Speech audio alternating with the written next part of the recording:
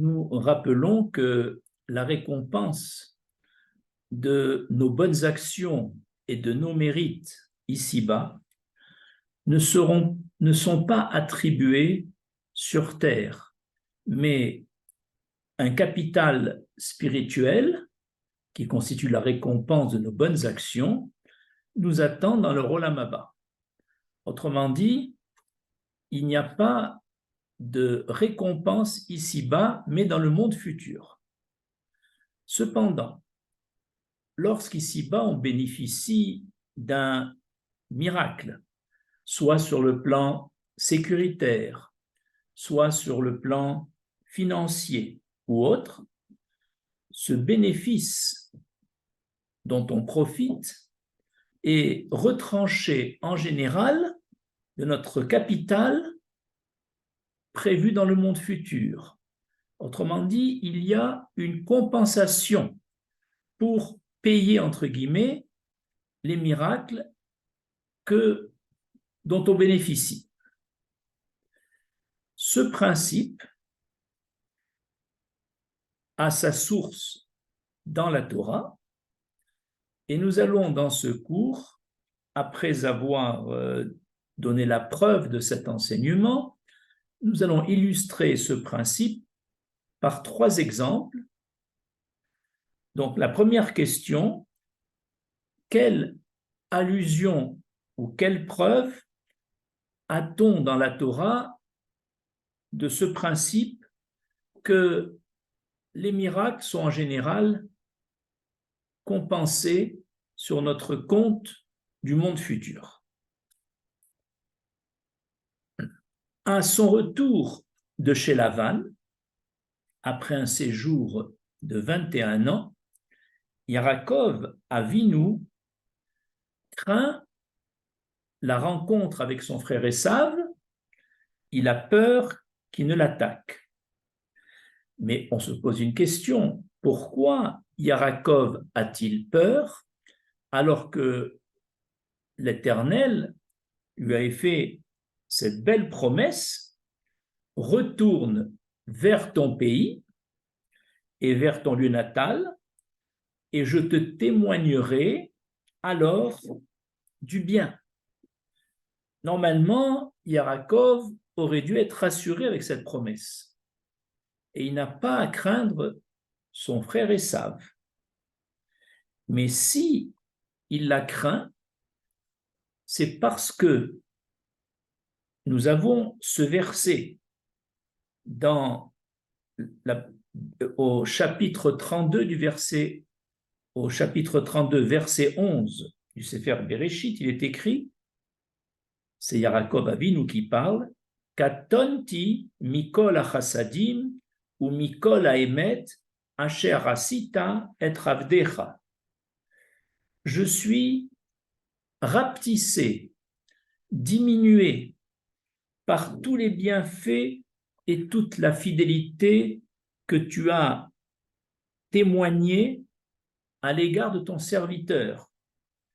Rashi explique ce verset en disant que Yaakov vient dire à l'Éternel: mes mérites et le capital le capital spirituel que je possède dans le ciel a certainement été amputé, diminué en raison de tous les bienfaits miraculeux et nombreux que tu m'as témoignés.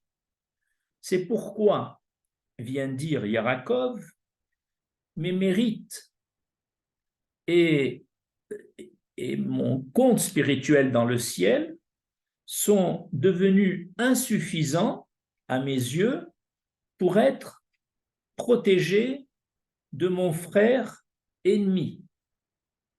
Et c'est comme ça que l'on comprend la crainte de Yaakov Avinu. De plus, nous savons qu'Abraham Avinu, après avoir été sauvé miraculeusement du four dans lequel Nemrod l'avait jeté, et également il avait été sauvé miraculeusement de la guerre qu'il avait menée contre les 4 rois, Abraham Avinu, après ces 2 sauvetages miraculeux, a craint que ceux dont il a bénéficié et qu'il est resté en vie les 2 fois, doit être compensé en puisant dans son capital du Rolam Abba. Et il a exprimé cette crainte à l'Éternel. Peut-être ai-je perdu le capital de mes bonnes actions, si ce n'est que l'Éternel l'a rassuré en lui disant que exceptionnellement son capital est demeuré intact parce que Abraham avait agi non pas pour ses propres intérêts, mais en l'honneur d'Hachem et pour sauver son neveu Lot. Après ces allusions aux principes énoncés au début de ce cours, nous allons maintenant, dans les 3 paragraphes qui viennent, illustrer le principe énoncé par 3 exemples tirés du Midrash Rabbah et du Talmud.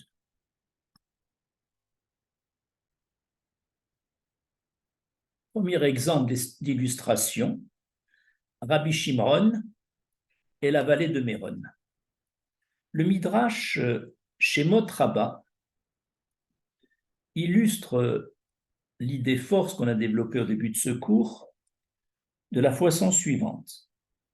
Le Midrash dit, il arriva qu'un élève de Rabbi Shimron Bar Yochai a voulu partir à l'étranger pour augmenter son état financier. Effectivement, il est parti et il est revenu en terre d'Israël chargé de richesses. Et les nombreux autres élèves de la yeshiva de Rabbi Shimon Bar Yochai ont été jaloux et envieux de cet élève, et à leur tour, certains d'entre eux ont voulu s'expatrier pour revenir riches. Rabbi Shimon Bar Yochai fut informé de ce projet de certains de ses élèves, alors il leur demanda de sortir dans la vallée, dans une des vallées de Méron, près de la yeshiva de Rabbi Shimon Bar Yochai, et Rabbi Shimon Bar Yochai s'est mis à prier en disant Bikra, Bikra, Malehe dinare za'av, vallée, vallée, remplis-toi de dinars d'or.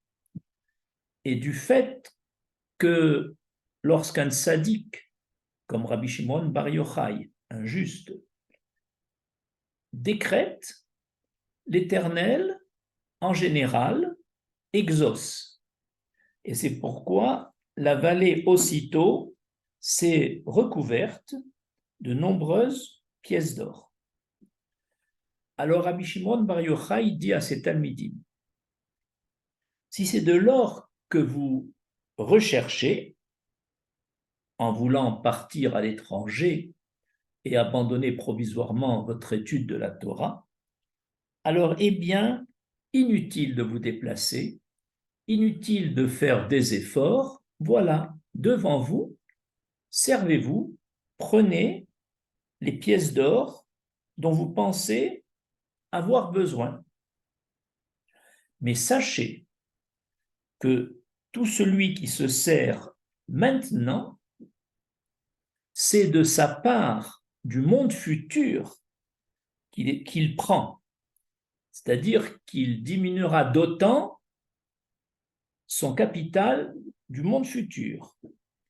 Parce que la récompense de la pratique de la Torah et des bonnes actions n'est réservé que pour le monde futur, le Olam Haba.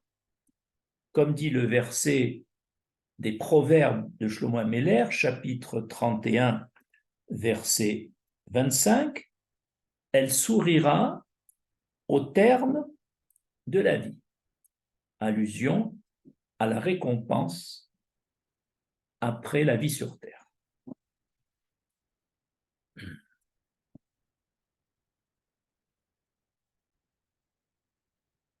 Ainsi, tout homme qui a de la émouna, de la confiance en Dieu, doit être persuadé qu'il n'y a aucune possibilité de recevoir ici-bas plus ce que l'Éternel a fixé pour lui, pour ce qui est nécessaire à sa mission. Et si, comme dans l'exemple cité, par une voie miraculeuse, il a pu réussir à en avoir plus dans sa richesse matérielle, ça ne peut être que sur le compte du monde futur. Parce que dès qu'on fait un miracle à quelqu'un, eh bien, ce miracle doit se faire compenser par sa caisse qu'il attend dans le monde futur. C'est ainsi que l'homme a été placé dans ce monde pour servir son Créateur avec peine, et il ne peut tirer profit dans ce monde que dans le cadre que ce que l'Éternel a prévu pour lui, pour son nécessaire. Et si il se sert de sommes, comme ici des pièces d'or, qui n'étaient pas prévues à son programme, c'est comme s'il avait déjà pris d'avance dans le monde, dans ce monde, la récompense qui l'attendait au terme de sa vie.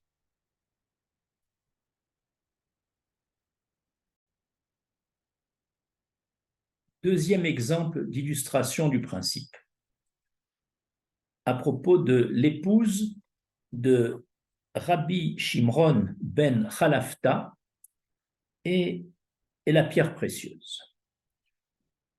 Le Midrash Shemot Rabbah raconte ce fait. Rabbi Shimron ben Chalafta et son épouse étaient démunis financièrement. Ce Shabbat, ils n'avaient même pas de quoi se nourrir.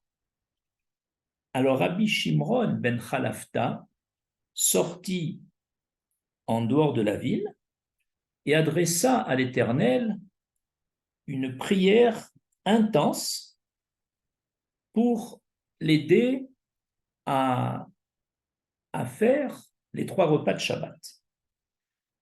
La prière a été exaucée puisqu'une pierre précieuse est tombée du ciel à ses pieds.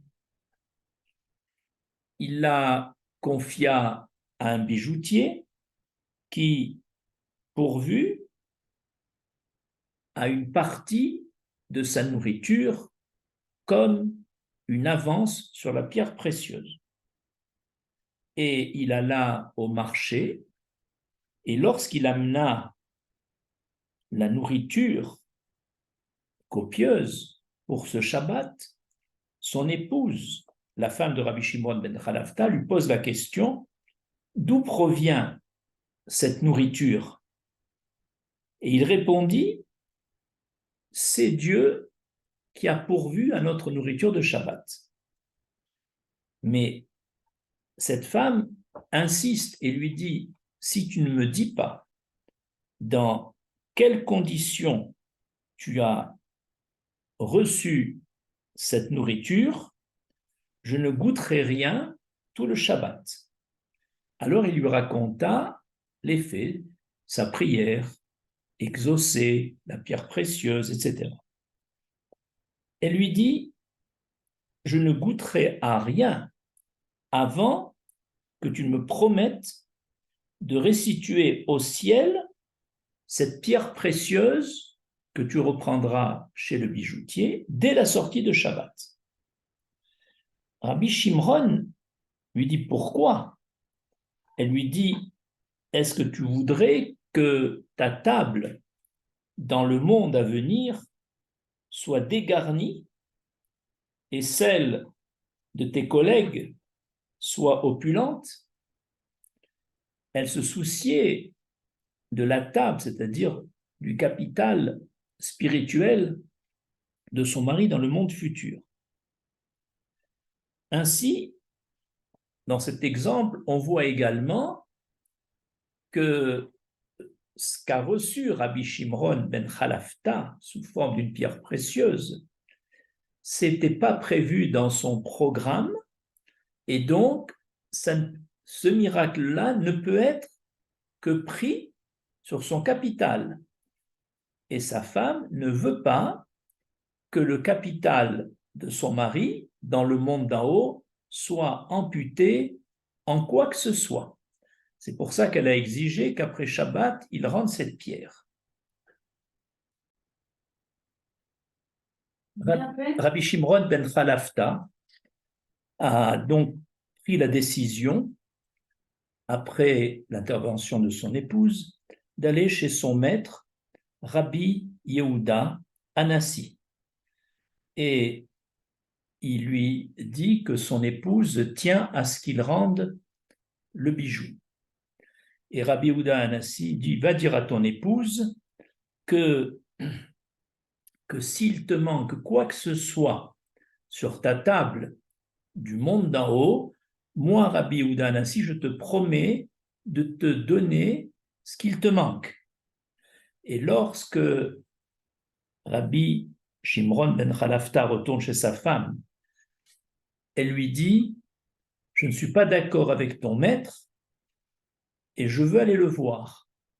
Elle est allée voir Rabbi Yehuda Anassi et elle lui a dit, tu sais bien que dans le monde d'en haut, chacun a sa table et aucun échange n'est possible. Chacun a exactement le capital de ses bonnes actions sur terre et aucun transfert n'est possible. Et c'est pour ça que le Rabbi Yehuda Anassi a accepté les propos de sa femme, de cette femme, et finalement, le Rabbi Shimon ben Chalafta est allé rendre le bijou. Et on sait qu'en général, restituer ce qu'on a reçu du ciel est plus difficile que de le recevoir.